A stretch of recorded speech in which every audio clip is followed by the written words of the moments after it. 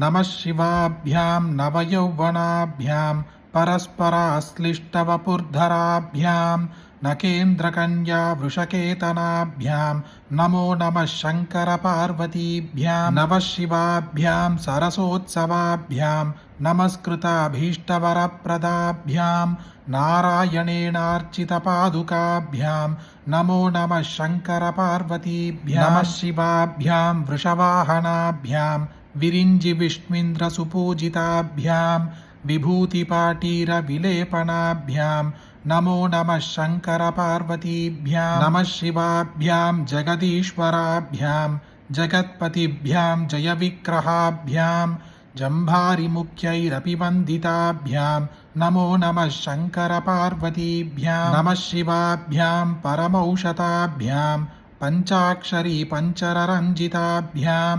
प्रपञ्चसृष्टिस्थितिसंहृताभ्यां नमो नमः शङ्करपार्वतीभ्यां नमः शिवाभ्यामतिसुन्दराभ्याम् अत्यन्तमासक्तहृदम्भुजाभ्याम् अशेषलोकैकहितङ्कराभ्यां नमो नमः शङ्करपार्वतीभ्यां नमः शिवाभ्यां कलिनाशनाभ्यां कङ्कालकल्याणवपुर्धराभ्यां कैलासशैलस्थितदेवताभ्यां नमो नमः शङ्करपार्वतीभ्यां नमः शिवाभ्यामशुभापहाभ्याम् अशेषलोकैकविशेषिताभ्याम् अकुण्डिताभ्यां स्मृतिसंवृताभ्यां नमो नमः शङ्करपार्वतीभ्यां नमः शिवाभ्यां रतवाहनाभ्यां रवीन्दुवैश्वानरलोचनाभ्यां राकासशाङ्काभमुखाम्बुजाभ्यां नमो नमः शङ्करपार्वतीभ्यां नमः शिवाभ्यां जटिलं धराभ्यां